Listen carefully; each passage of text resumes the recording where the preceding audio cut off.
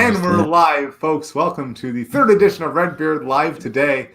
We talked about tribalism, especially tribalism in women earlier, and then we talked about six-figure launches, and now we're talking about the future of art, because we talk about everything here. And we have two people who create art and who think about the future, and it's just wonderful to have you here, Jonathan and Chance. I'm excited to see where we're going from here. But first, I want to start off with a story because I promised people an embarrassing story. It's not really embarrassing, it's just a story. So the year, you can't get too close to the camera, goes, whoa, what's going on? So the year was 2004. I was walking through the Louvre. Ah, yes, a college student being very educated. And I saw the Mona Lisa. My first thought was, that's really small. And my second thought was that there's a huge mob of people. And yes, we lost Chance. Maybe he'll be back. Made him angry again. There's a mob of people. And what did this mob do, right? They were around it and they were up with their, and they're we're in the Louvre. There's art everywhere. But there's all these people. I couldn't get anywhere close to it. It's this little tiny thing on the wall. And I thought, this says something that we're all here observing ourselves, observing this thing that we've observed on television and in history books. And I'm curious, as a starting point, Jonathan, about when we think about art, that's what I was told was art as a kid. And I'm curious where we're going. We'll see when Chance joins back in. So that's a starting story. But I also want to hear about, for you, what is your art? If someone asks you now, what is art? What are you doing? Tell us some about what Jonathan does. Oh man, let's see. Part of my background is I got a degree in painting, so I focused on portraits and focused in acrylics because I loved how fast they dry. So you can just work really quickly and do some fun stuff. You can treat them like watercolors, you can treat them like oil painting, but it's still just liquid plastic. So it's kind of fun. So that was my education. My experiential background is as a performer. So I learned how to juggle fire when I was 13, 15 years old. I was hammering nails up my nose. At 18, I was eating fire. And then in college, I met my mentor. Wait, hold on. Yeah. Hammering nails up your nose? Yeah, it's called the human blockhead. That one by me, because swallowing fire, I've been on that. I did sword fighting. There was fire dancers. It was fine. Yep. That's reasonable. Mm-hmm. Is hammering nails a euphemism? Nope. No, it's literal. Why not, right? You grow up around interesting people and you're like, hey, would you teach me how to do that? He's like, as long as your parents don't know. I'm like, all right, cool. And then we can't just leave that there. What as in, like, through your nose or like up into your sinuses? Well, if you do it wrong, you kill yourself. So don't do it wrong. The up the along your nose direction is how you give yourself a lobotomy, and you pretty much only do it once. So don't do it once. It is straight back. It's through your sinuses and it goes straight back. The nail does, until your sinuses start curving down to meet your throat. So you go back until it hits the back of your head, which is basically touching the front of your spine. Okay. Which is kind of fun. So that goes all the way back. It's an old circus sideshow stunt that was popularized back in the early 1900s or so. And it's carny through and through, man. Chance, we do this for 3 minutes. We start with the Mona Lisa and we end with, do this very carefully or you'll give yourself a lobotomy. Mm-hmm. So yeah, you've come to me to talk about art and this highfalutin thing, and I hammer nails up my nose for a living. That's art though, right? And to me it is, because art is whatever the artist does, and what the artist does is live out their values. So show me what you create, I can understand what you value. And that is what you spend your time and life energy building and making. So people that love weird stuff, I'm like, yep, I'm all about it. The tearing down and that kind of thing, I don't enjoy that, right? So I like creative, I like building, I like envisioning a future and then dedicating time and energy to making it happen. So to me, that's what art is, but you can't separate it as this. As if it's on a gallery wall, it is now art. But if it is an experience or outside the Louvre, it is not art. I don't have that kind of framework for, oh, this is art and this is not. Ooh, that's not my vibe. My life is my art. Who was it who said that? I've forgotten. Someone smart. Some smart guy, yeah. Or as Picasso is like, everything I spit is art. You're just like, yeah, that makes sense. Chance, you got to follow up on the story of putting nails through your nose as a kid on purpose. I got stabbed when I was 5 by another 5-year-old. What is happening to the world? So that was interesting. Give us a taste of when you talk about you doing art. What is it you're talking about, or what is it that you do like that? I think I'll start this off by tacking on to the end of what Jonathan said, and it will be revealing a little bit as I carry on. But there's this scene from the movie Igby Goes Down, and Igby is the main character, and he's played by one of the Culkin brothers, Kieran Culkin. And there's a scene where he's introduced to a character named Russell, and Russell is a guy who hooks people up with heroin. And he's introduced to heroin, or to Russell, as Russell's an artist. And there's a big exercise ball in the room, and Igby pushes the exercise ball towards Russell, and he says, "So, Russell, what kind of art do you do?" And Russell pushes the ball back to Igby and says, "An artist creates art regardless of the form it takes." And then Igby pushes the ball back to Russell and says, "So, do you paint or?" And that's how their relationship sort of starts off, and it doesn't necessarily evolve all that beneficially from there. And the reason that I bring that up is just to say, like, for some people, art is a way of life, and for some people, art is a place that you stop off at.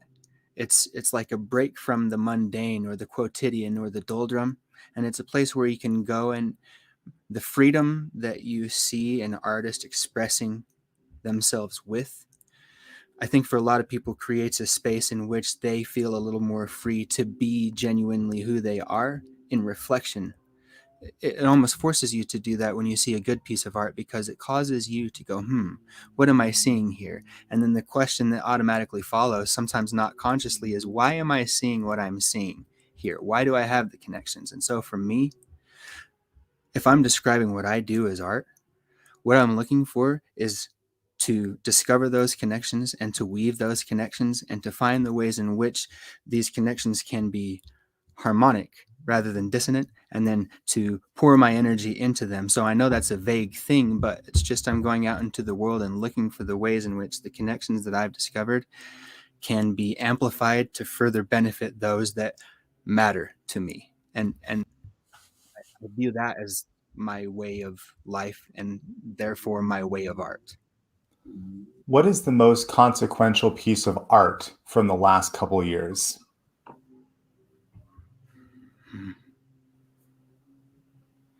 Do you mind if I ponder that and maybe Jonathan can?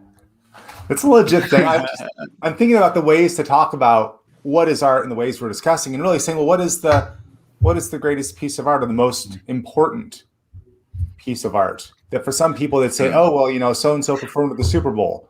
And someone else might say, well, this politician gave the speech. And someone else might say a movie. And someone else might say, well, there was that video of that person just falling over in Wuhan that changed the whole world. So that's actually the best piece of art. And someone else might say, me, for example, my wife, I just got married, made me an apple pie with our own apples from our tree. And it was delicious. That is the most important piece of art in the last year. So I'm right, everyone else is wrong, but I might not be right for you. What I say might not be true for you, right? So there's this different perspective thing. Jonathan, you're the smart one here who puts hammers with nails into his head. What's an important piece of art from how you look at the world from the last few years? for art being the artist rearranging reality in alignment with their values, I tend to value art that has meaning and intention behind it. An artist that says, oh, it's whatever the audience takes away, they're abdicating their responsibility as a communicator of their values and vision. So anybody that says, oh, it's whatever you take away from it, I instantly say, all right, I don't really need to pay attention to your work because you've told me you don't care about it enough to actually put effort into it. You expect me to do all of your work? No, thank you. and I'll step away from it. So I have a new answer. The apple pie by my wife is still the most important piece of art. But the second is a podcast interview I did with Alexander Cortez. We're not releasing it till the last day this year. It's the last podcast of the 2021 season. But we talked for twice as long as normal. And we talked all about the relationship of your personal narrative to how you move in the world, the body you inhabit, and what that tells you about yourself. We dove in to things like planning my mountain climbing schedule and how that related to what I did for workouts in the morning, which related to the friends I chose to not see while climbing 6 months from now in the future. It was beyond. And when you listen to that 45-minute episode instead of my normal 15 to 20 minutes, no one can walk away from that and not be changed along some very particular lines where you will be more aware as you walk into 2022. You're like, oh, you will be a different person than if you not listen. So I have a very specific intention there. I didn't know what it was when we started the interview. I just knew this is an interesting guy who I've gotten a lot of benefit from. But by the end of it, it's clear to me, you listen to that interview last Tuesday in 2021, and you go, oh, ooh, okay. And you'll just be different. Right. So in a self-serving way, I would say that my work is the most important art that is created every day. For my job, I get to design and create experiences for my clients and audiences that are impossible. And I'm very intentional about what I want them saying about me and what they experienced on the car ride home. I don't want them to just say, oh, it's all just tricks, because that's the escape hatch that they could just ignore everything. So if I can create an experience that rips a hole into their reality and shows them, yeah, there are people that live beyond that chasm and are quite comfortable there. That's my goal of my art for my audience, to just kind of grab them by the lapels and shake them out of the boringness of day to day when every moment is awesome. I used to do the sword fighting thing for a decade where each year we had a Ragnarok where we'd fight for a whole day in reenacting all of the battles from Norse legends. And at the end of the day, there's a ring of fire, flames up to your waist. And only the fighters who stayed in armor the whole day and fought in every fight get to enter into the ring of fire. 2 men and a 1 man leaves kind of thing, until eventually all the fire is gone because all the material has been burnt up. And that's how you close the gates so Searcher can't come through and conquer the world. And depending on the year, there was a few dozen to a few hundred people watching. And to them, they got to see this epic thing where all the fighters are completely exhausted because they had to fight all day. And the audience knows this because they're all part of the game, right? And they see these people running there in all this fancy, expensive armor and fight epically, get thrown into the flames, occasionally get held down in the flames accidentally as they're getting burnt, and they get lit on fire. I've been lit on fire in the ring of fire. That's a pretty normal thing. But we create this experience where if you were there, just redefines this whole thing. It's the car ride home, right? You can't, if you go to the ring of fire, you can't not be changed by, they did what? You can't just say, oh, it's a neat trick. Like, no, that guy was actually being burnt through his armor. I saw the scar. I want to hear Chance's opinion on everything. Well, I can't help but come from my own frame of reference as well. I mean, obviously, but as I have been listening to each of you, the thing that I keep returning to is there's this process right now in the world unfolding, which I find very fascinating, in which there's sort of this metaphorical representation of the world that exists on the internet. but the internet is going through several evolutions. It's branched out like a brachial pattern, and in a similar way to, for example, if you have a watershed and this is your main pathway, you only have the opportunity on a main drainage to come in and dam right here. But as it branches out, and then it branches out from there, you have 5 opportunities, and then 25 opportunities, and then 100 opportunities to put in these little dams and slow the flow of energy and slow the flow of money and slow the flow of opportunity so that it soaks into the environment in which you are putting these stops in. It's very much in line with how it actually works in an ecosystem, but humans flow in a similar way. And what I have been witnessing and taking part in some small way and being fortunate enough to be able to be involved in some things where I see it unfolding is that metaphorical representation on the internet is becoming more and more integrated with the actual physical embodiment of the principles that they're trying to describe in the real world. With this Web3, with the cryptographic stuff that's unfolding, people are trying to synchronize their experience in the digital realm with their experience in the physical realm, and then to mesh those things seamlessly. And I'm not entirely sure that it's a good thing, but some of the things which I have seen come out of it are absolutely incredible. And it's like barely a fertilized egg at this point. It hasn't even been born, and it might be aborted. Who's to say? But if it isn't, the world is going to look entirely different than it looks now. And for the good and for the bad, but in drastic ways which are hard to even imagine, even for a person like me who spends all day thinking about these emerging technologies and what it might mean for us. And so that, to me, this sort of network function coming alive thing that's happening into the world, the like internet is a being at this point, very much like I mean that realistically and literally. I think that's incredible that we have done that, and the consequences, all I will be able to do is sit back and watch, because at this point, what am I supposed to do to nudge like this infinite intelligence being any which way? I'm probably not going to be able to do that, hubris aside. I feel like I need about 3 hours to dive into those 3 minutes and unpack all that. There's a few things you said there. One is there's the big thing that is happening, the transition, that no individual can really do anything about. We can witness to some extent. We can do our best to understand.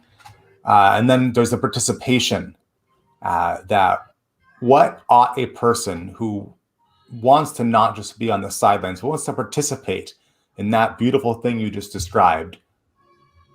How can a person, or how ought a person to participate who wants to be not just observing, not just watching the Mona Lisa from afar? Well, if you recall, I mentioned that initial drainage and the opportunity for only one dam. And you mentioned Alexander Cortez, and I'd like to use that guy as an example a lot when I'm talking about such things, because I know him, and most of the people who follow me are also aware of the guy. Let's say that he's like a main drainage block. He's a dam, and he's got a whole bunch of this energy, right? It soaks into the ecosystem. And here's a little tangent. 1.5 meters of healthy soil will filter out E. coli from the water. It will filter out biological agents. So the land filters out the biomass, which turns into fertility. And the reason I'm using this is because it's very much how it works also. So let's say that Alexander is that main dam. And then there's maybe 100 guys below him who are 10,000 follower people in a similar area. This corner of Twitter is what I've been referring to this sort of ecosystem as. And then there are like 1,000 guys beneath those guys. And they all are within, two jumps to Alexander Cortez. But Alexander Cortez exists in a fractal relationship with some people who have, 1.5 million followers, or have real world activities that amount to something impactful in real world activities. But the point that I'm trying to get at here is, if you want to participate, you're already in position to participate. You just got to go from this to this and begin to slow the flow of the energy that's already passing through you. And what does that mean in a practical sense? It means take care of your money. It means take care of your family. It means take care of your relationships. It means take care of your mentality. It means eat good food. It means invest in the things that are important to you in a literal sense by buying products from people and companies who align with your values. It means finding people who you value the relationships with, or the shared values, and building relationships with them, and then building community around those things so that you can become more resilient in your ability to stand strong in the things that are important to you, and become resilient against the things that would sweep away your ability to stand strong in that place if you were solo. It's like a grain of sand can't stand up to a tidal wave, but a mountain can. And so you better start building that mountain. One thing out of everything you just said, you're talking about investing in those people, networks, etc. And I want to take that one thread, and Jonathan, I want to hand it to you, and let's explore just that one thing a bit more in depth. We have obvious things like buying books from creators we like. We have buying art from creators we like, which a couple hundred years ago, it was you are the noble or the king, and so you can afford to have your composers or your artists. And now anybody can be creating, and so anybody can be consuming. So that's been democratized. Beyond buying a book, buying a course from somebody who you vibe with, what's either the next level of what people are doing now, or what's the next level of what people will be doing in terms of that network investment? Oh man, that is a very big can of worms, and I love thinking about it. For about 2 years, I've been working with a project that is entirely dedicated to that issue, because a lot of the technology that is the substrate that gives rise to those connections and networks. It's kind of like Chance and I, we met on Twitter. Most of the coolest people I know, I met on Twitter. I don't own Twitter. I'm not actually talking directly to anybody that I'm talking to on Twitter. My profile is writing to a row in the database, and then the centralized server is allowing somebody else's profile to read that information. So I'm never sending a message directly to you. I'm writing to their server. They're letting you access it. So it's the client server dynamic that is the intermediary between all of our relationships. So that's why it's really cool when people on Twitter meet in real space and have an unmediated experience where they're talking directly to each other, which is super cool. The challenge, though, is that Twitter and Facebook and anywhere else are solving really complicated technological issues that are the result of the way that the internet was built back in the 70s. So there are some really unmediated, right? So there are some really deep technological issues like IP addresses being functionally infinite. So now, if my computer were a server, how would I know that this random IP address is actually you or who they're claiming to be?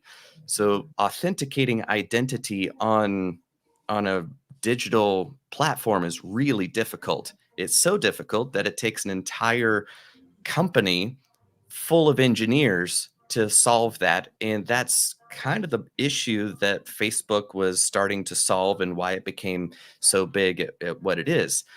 It's almost beyond the skills of any mere mortal to run your own server based on the technology that is still around from the 70s.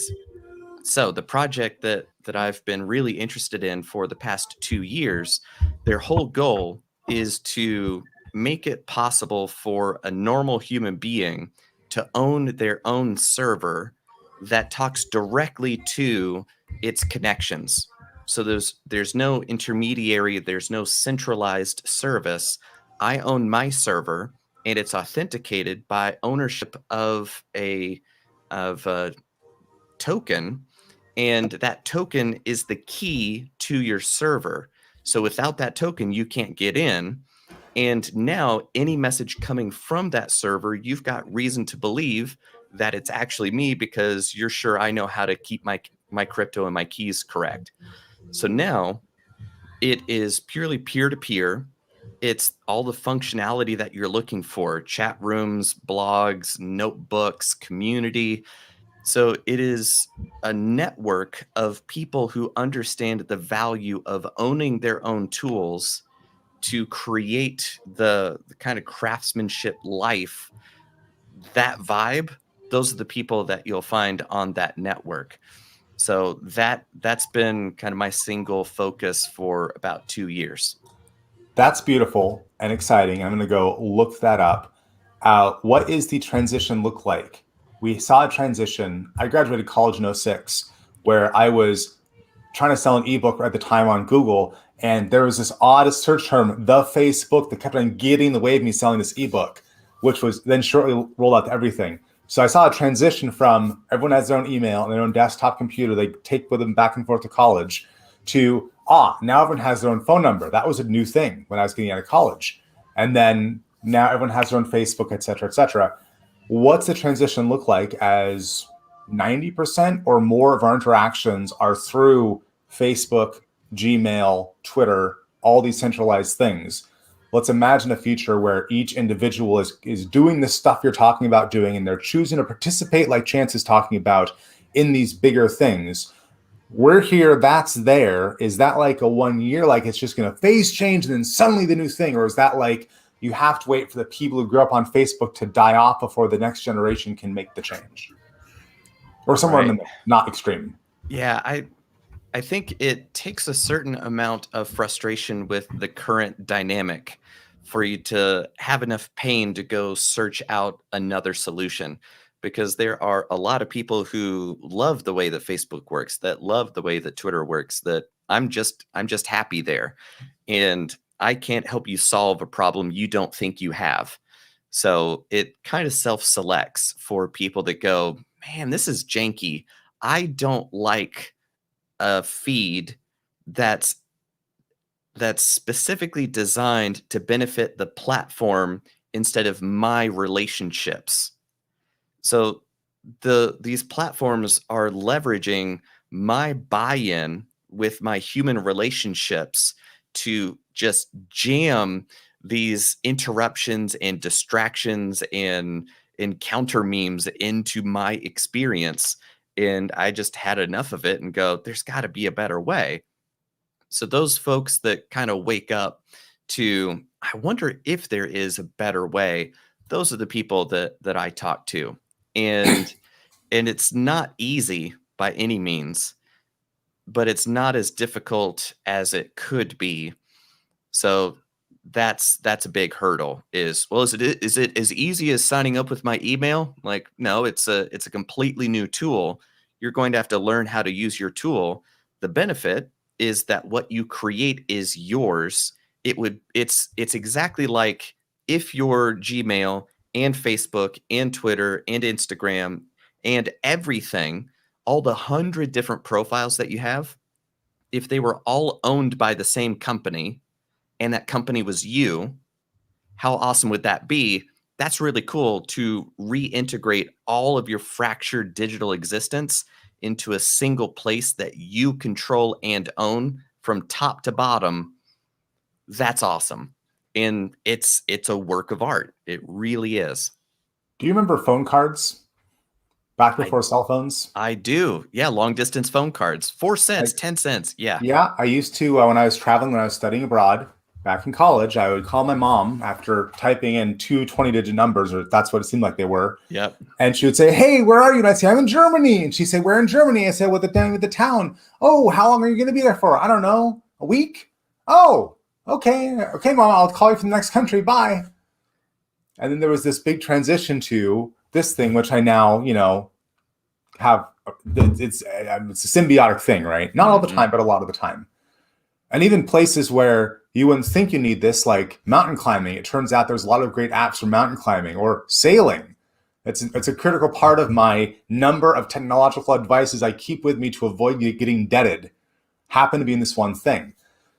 And now it's, except for some people, like there's 10 or 15% of people on dumb phones. And then there's the people over 70, maybe, a lot of them who never adopted the technology. The rest of us can't imagine, or it's hard to imagine living without it. We don't feel safe, actually. How How often do you just leave your phone behind when you go somewhere without feeling like, oh, I don't have my safety blanket. Oh, what if my car breaks down? So here's the question. As we transition from our current handful of gatekeepers culture to like the tool you're talking about and those kinds of experiences where now everyone controls their own data, everyone can create their own art, there's no gatekeepers anymore, are we going to find, or to what extent are we going to find people grasping onto, no, if I'm not on Facebook, then who's going to censor people for me? Or who's going to make sure I don't see things I don't like, or something like that? I don't know what it's going to feel like yet, but I can tell you that I have the tug when I leave my phone behind and I'm driving somewhere, like, what if I break down? Now, I broke down before I had a cell phone and I didn't die, as it happens. But I sort of tell myself, like, well, I have to have the device just in case something happens. So I'm curious from either of you, what's that resistance going to be like, and how does that relate to the people who want to go create art in the new world? You want to take that, or I can? Yeah, okay. All you, man. Go for it. Well, I should think that it's very much the same as the barrier to entry to anything. And what I mean is, well, let me shift gears here a little bit and reflect upon what you said in regards to the cell phone.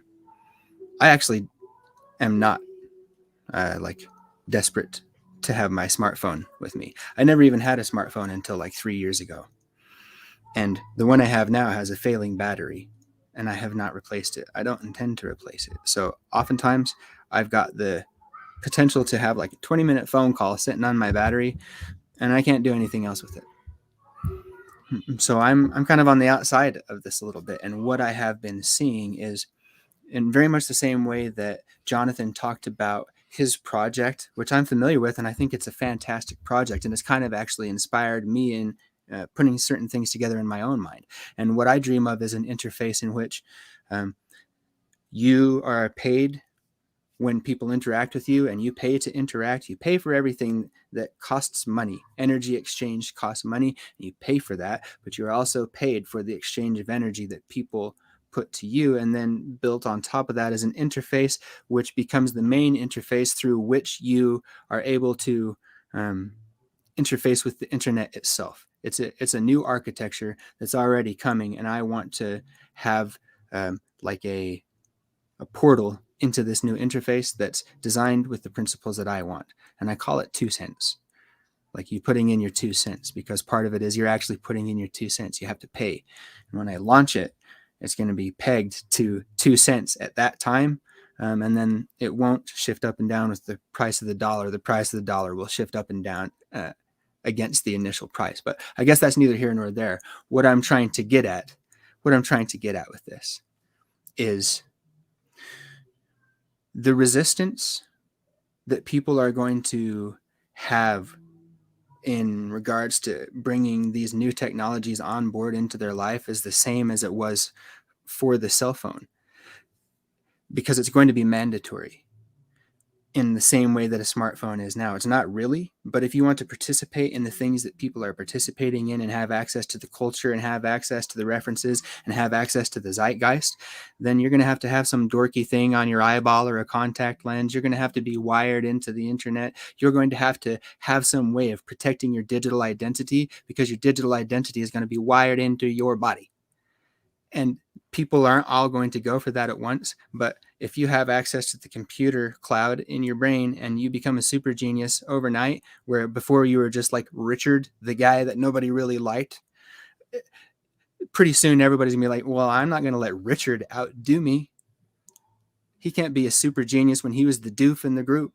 I got to go get some of this power. I got to go get some of this technology. And, I'm framing that in sort of a silly way, but the reality is that smartphone that you held up just a second ago, what a potent and powerful tool, a tool unlike any other tool. And like you said, all that technology is integrated in there. And now this new interface that's emerging, people are in a race to figure out how to integrate that in a way that works for the people who already understand how to use it. And then to springboard that interface into, everybody can use it now, because how that's going to shake out is a mystery. But having a scaffolding like what they're doing with Urbit, Like what I'm trying to do with 2 cents is it's like Microsoft and Apple and Xerox and IBM. And who knows who's going to be the Apple? Who knows who's going to be the Microsoft? But it's not going to be Apple or Microsoft. Maybe it will. I mean, Apple's new stuff is really incredible, but they're still building on the backbone of some old assumptions. And when these new assumptions come in, it's going to shake things up, and we might see some dinosaurs crumble. You remind me of the AI advent in copywriting that's happening right now, where more and more the emails that anyone's reading, the tweets they see, it's all written by computers. And it's inspired. The seed is the person's writing, at least sometimes. But I can right now in Hype Theory go up Hype Theory suggest tweets. And about 90% of them are crap. But 10% of them are things I would say. And it's what they say. It's saying it. It's saying what I would say when I was being really smart. It's me at a very deep level. Because it is me. It's recombining my ideas because you feed it certain tweets. But then we also now have Synthesia where for $1,000, it can go take a video of me and create a video of me that is realistic enough to be a little help bot on a screen. And then we can have copy programs that look at all my help articles and have me speaking them. And that's all consumer grade right now. So pretty soon, if my competition for my business, if they're all using the AI tools and they're giving their clients these synthetic help bots, and then if you go next door, they have a human, quote marks, they have a human available 24/7 to help you. And I don't. I'm thinking back to McDonald's where the people striking for higher pay, right? And they're being replaced right now by robots. But soon enough, it'll be, yeah, you can go to Jim Bob's place over there and get a burger made and served by a human. Or you can go to McDonald's where there is not only a synthetic person that looks like a real person, because that's going to show up pretty soon, right? But they could even be customized to be the kind of person that McDonald's knows you most want to be served by. And which of those experiences are you going to go for? It's getting very weird. But I want to get back to the topic of art, which is as we're moving through this transition away from the gatekeeper area to this new thing, we already have a lot of people who are writing more than they ever have, right? They're doing more videos, more video production than they ever have. For all the problems with TikTok and Instagram, people are creating more than they ever have, and they're understanding this in a different way. What's going to happen when, even more so than now, everyone not only is an artist and creating, but they actually control and own their art? Question for either of you. I'll dig in. It's that double-edged sword.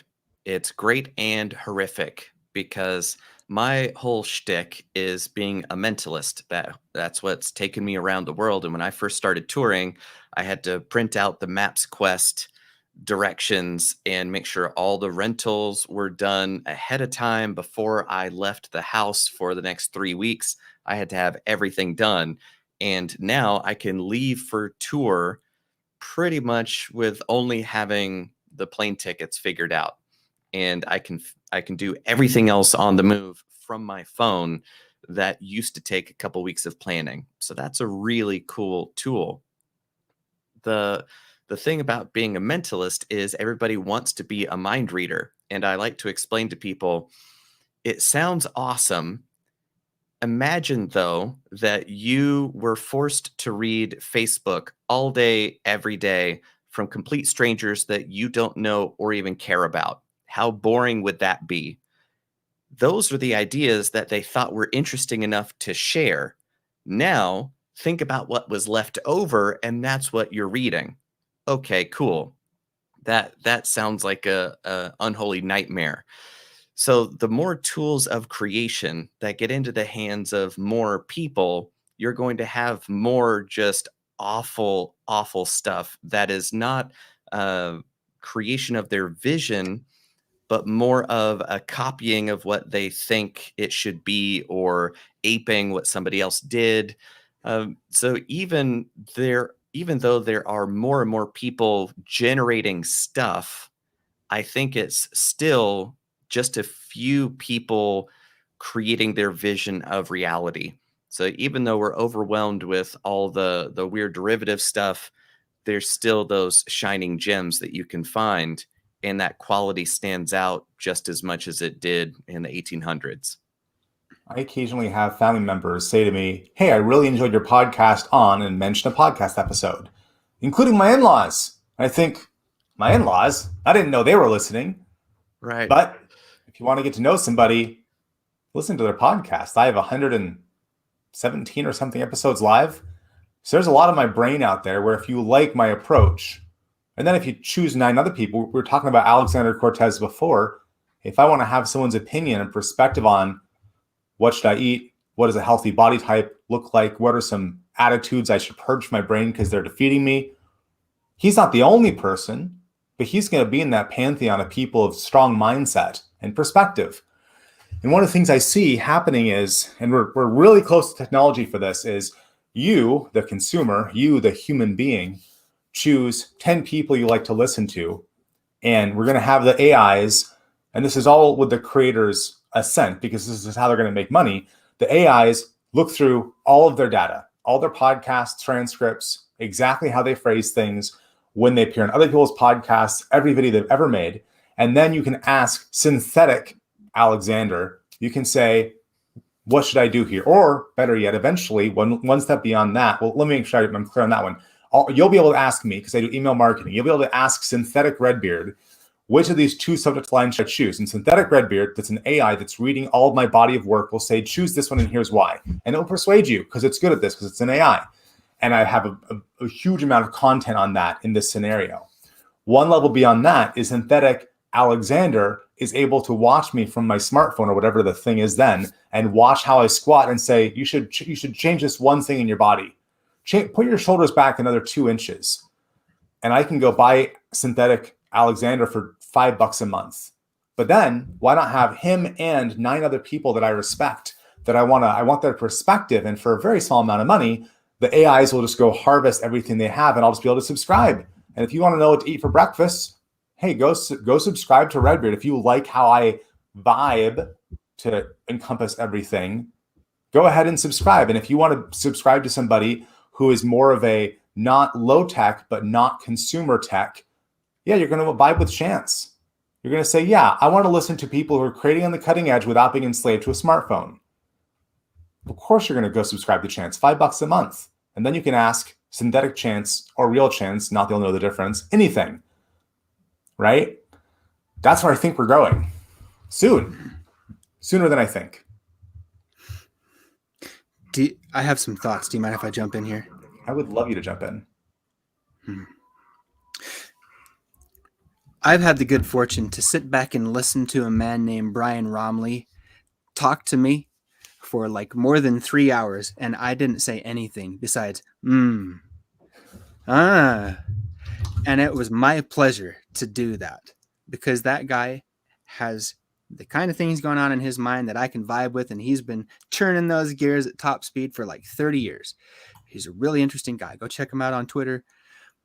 He's very interested in voice, and what he's been working on for the past 20 plus years is being able to train voice technology to entrain itself to you to be a personal assistant that speaks to you and is like, hey, Chance, that's not such a good idea, you doing that, you making that decision that you keep making that ruins your life. You should probably not do that. It knows you, and you train it in your wiser moments to remind you of certain things.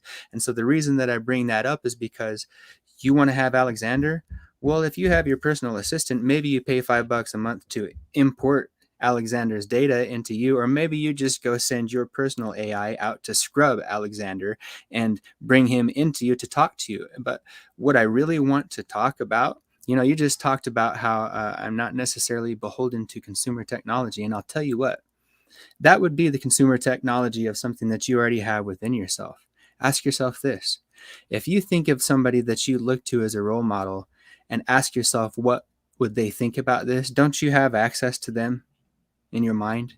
Don't you have a voice that is the representation of what you have couched that egregore of them inside of your mind in? Or like the subjects for Alexander, we'll keep using Alexander fitness, nutrition, bro stuff, beyond, just like really humor. Okay, I can think of Alexander, and I've done an impression of Alexander, and he was a really good sport about that. I'll be your synthetic Alexander. I want to hear it now. But look, you can't just go to the gym and think you're gonna just start lifting tons of weights at first. Number one, you have to know what the fuck you're doing. Number two, you have to understand that it takes like 10 years. Okay. So, and number three, look, okay. I get asked this all the time. You don't need to take supplements until you've got your basics covered. It's like these fucking people I'm driving, these people, they're in my way. And it's like these questions, you keep asking me these questions. And I had like a beard on, and I had a pair of pants on my head that were his hair. And I told him, sorry for saying the F word on your podcast. I know that's probably not the thing that. Oh no, it's live. We're great. We're groovy. Yeah, you remind me of Jocko. I have Jocko in my head. Specifically, all your excuses are lies, and get after it. But really, all your excuses are lies. That maybe not as frequently as I should. I say something to myself, or I don't do something, and I hear Jocko, all your excuses are lies. And then we have Akira, who took some of Jocko's work, Discipline Equals Freedom, and made this incredible thing. So there's been times where I've been doing something, I don't want to do it, I'm wimping out, and I go, boop, and I turn on Akira's version of Discipline Equals Freedom. There's Jocko talking to me to a sweet backbeat, telling me to stop being a bitch. I play that for my daughters all the time. Discipline equals freedom. Good. Good. That's right. Good. Talk about a guy who looks exactly how he should look. His face is just stuck like this. Living the brand. It can't like, it doesn't even move from that ever. That's his normal face. It's just. Well, he starts off all of his videos sideways with, back profile. Completely authentic. I love that guy. So let's have just one more topic here. I want to hear about what is it going to do to individuals, not just in their relationship to the fancy creators like Alexander, who were role models and all that, but to individuals when you move from the TikTok or putting out stuff on Twitter era to the more owning your own content and having this disconnection from the broader culture and more connecting to what you're talking about earlier, Chance, with all these smaller networks. Like we're in one side and maybe we branch out to the Alexander network or the Chance network, but we're our own little tribe in here. And we create for each other, not to enrich Facebook, not to enrich whoever else. We create for us. What's going to happen to individuals as we make that transition? Question for both of you. I'll dive in on this one. My hope is that it rewards that authenticity of vision, because as more and more information is available to more and more people, we're still just as miserable as we've always been. So more knowledge doesn't equal more happiness. So it's not just gatekeepers, it's the curators who know where to find the really cool stuff, who you kind of outsource your taste making to, where you go, I like this guy's vibe. He comes up with the coolest stuff. So you know what? I'm going to subscribe to him because he's awesome and just connected to really cool things.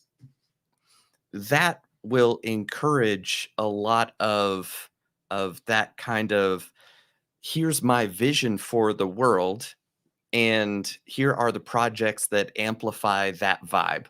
So I'm going to share more of that. And then my hope is that it becomes easier to connect with those creators because they're just being them and doing what they think is interesting, rather than trying to appease the demons of algorithms and that kind of a thing. To let's hack that algorithm, smash that subscribe button and tell the YouTubes that they need to get my videos out, right? That kind of bizarre supplication to the tool, rather than being the craftsman who owns the tool set. So I hope that it creates more creators sharing their vision instead of trying to game plan the system. I have two thoughts before I want to hear Chance's response. One is, recently Cernovich asked, who's the most trusted journalists around or who do you trust to tell you truthful information? And Scott Adams ended up being one of the commonly cited names, because here's a guy who builds a network that pays him more or less directly. And so he's lowering his enslavement to the algorithm and growing his obligation to his followers to do this, what you're talking about, this curation. That's really interesting. My other thought is on curation. I've been thinking a lot about this, that there's a thing that is the Redbeard tribe, and someone watching this live stream, they can see part of it, but they can't see all of it. Where if someone needs a particular thing that's within this tribe, today I had a person, they needed a thing. I said, these are the two people to talk to. And it's not, let's go hand you 100 things. I have two people that I'm connected with here's why they're each people you should talk to. I can go put out the ping, and there we go. So that curation there, and it's a thing that more and more, like you can subscribe to Scott Adams Locals for $5 or $10 a month or whatever it is, and you get to be a paying member. But more and more we have the networks where you can't buy in, that you can't use cash to buy in. You have to buy in through some kind of blood, sweat, affinity, something. And that's the only way. And then once you find curators like that, Jonathan. Well, I was going to say, I've got a private group that is mine, that I own, that we've got something like 235 people in there right now. And you've got to be smart enough to figure out how in the hell to run your own server.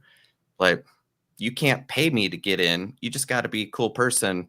And I am the sole dictator of who is and is not in that group. And so our future is every event. If initially it'll be the sort of the early adopters saying, I want to be part of 5 or 10 of these tribes, and that will form part of the DNA of my own tribe, because I'll also be running my own tribe.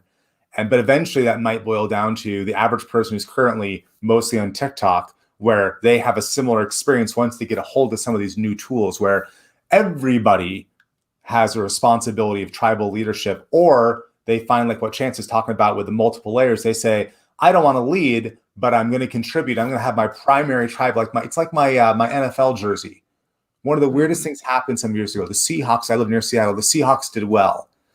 And there was mayhem where the bus line, the line at the bus stop to take a bus downtown to participate in the 800,000 person parade was hours long. And I was looking around thinking, who the hell are these people? I've lived around them, and yet now there's blue Seahawks jerseys everywhere, where suddenly everyone got tribalized. Turns out they love the Seahawks when they're winning. But soon enough, we have people who, in my case, I'm actually wearing my own company's t-shirt, but will be like on Team Chance, on Team Jonathan. And once that becomes accessible to the normal person who owns their own data, the whole world's going to be different. Chance, I want you to respond to the earlier question, which was, or anything we just said, but it was about what's going to happen as the individual gets control over the creative process, control over their own data, and stops using these gatekeepers, as Jonathan pointed out. I think that the idea of curation is absolutely critical here. And I think you guys hit on it. And that's where I'm going to carry on from as well, because right now, what makes you an influential person in social media is being a curator. For the most part, there are very few people out there who are such revolutionary artists that they can command a following because of something they can influence the lives of people directionally because they painted something well, or because they made one good song and didn't have anything to say politically or anything else. Like the art itself touches you personally, but it's very difficult for the Mona Lisa, even the Mona Lisa, to create a social movement or a moving, living impact in a person's life that is anything more than like increasing their subtle ability to appreciate the things around them, which then opens up further opportunities. But this curation thing, it's an infinite world. You know what I mean? Or close enough to it that there are so many options a person can choose from that they can't even catalog all the options they have with the time that they have, much less choose into all of them. So who do you trust? But it's not just a curation of content. It's a curation of relationships. It's a curation of technologies. It's a curation of the iterations and instantiations of those technologies and those relationships and how they stack functions together. And I'll kind of give you an example of what I'm talking about here by going back to some of these earth-rooted metaphors. In, let's say, a temperate climate, like where I'm at in Utah, for example, what we have is swings in seasons. You have a very hot, dry summer. You have a very cold, often wet winter, although sometimes dry. You have like a short-lived, sometimes wet spring, and a short-lived, pretty suddenly decaying fall. So you have these extremes. People get rich in the booms. People get broke in the busts. People get rich in the booms. People get broke in the busts, except for the people who leverage all of those things all the time. And what is possible to do with the land, with society, with your life, is to create patterns by design in the systems of your life, in the systems of your city, in the systems of your culture that buffer against those extremes. When it floods, remember this, when it floods, the rain, guess where it all goes?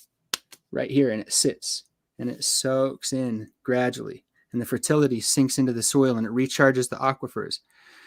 Then the fertility and the water that are charged into the land, everything downstream gets more fertility. And then that water, eventually, if you continue to hit those on the way down the slope, it springs. It literally creates springs at the bottom of the hill that's filtered, clean water with no biological impurities, no organic matter impurities. It's clean to drink, coming right out of the ground. And in the same way, if you design your life with these patterns in mind, where can I harvest the flow? Where can I slow it so that it sinks into my life? And how can I return the surplus of this abundance by design? Abundance by design, following the principles of abundant design. If I can return the surplus into my environment, then everything flourishes. And then the tree that's next to me, we connect through the roots and the mycorrhizal connections, and that's like the community connection, and we share resources because we're all healthy. And when one problem arises here, everything in the forest that's healthy contributes to that one tree to help charge it and keep it part of a sustained ecosystem. And we have to build this resiliency, this crisis mitigation, and this community tethering into the designs of our lives and our technologies, because they are intimately tethered. And that's what's going to happen. That's what's going to happen, is this curation is going to happen in our lives, in our technologies, in our relationships, and with our relationship with all those things as sort of a meta curation. That's what's already happening in your life right now. It's just that the memetics and the technology have brought all of these things to the fore in a way that hasn't been possible for many people to see before in their lives. And now it's undeniable for the vast majority of people who've been paying attention at all. It's like, this is how things work. And if you don't put the proper patterns in place, your life falls apart. If you put the proper patterns in place, everything works out for you, except for the stuff that you couldn't control in the first place. And that was always going to come at you anyway. Certainty is an illusion, but preparedness is the only way to be in a position to take advantage of the things that come your way when they do. Otherwise, they slip through and you live a life of regret, and you got nothing to hold in your hands besides those regrets. And that's a pretty empty handful of treasure. I could listen to you guys all day. And for folks watching who feel the same, where is the best place to find you and keep on with this conversation? I'm on Twitter. I do other stuff elsewhere. You can use Twitter, The Uncommonist, at The Uncommonist, to sort of latch on to whatever else I'm doing. If you do interesting stuff, I'd love to help you out. And for me, I change my handle often enough so that I basically tell people to go to my website, but my website, which is my name, if you're watching this, easy enough to go, oh yeah, okay. But if I said it, jonathanpritchard.me, there are so many ways to misspell that. So just go to milliondollarmindreader.com, and that will get you everywhere that I show up. Beautiful. Thank you guys for this incredible conversation.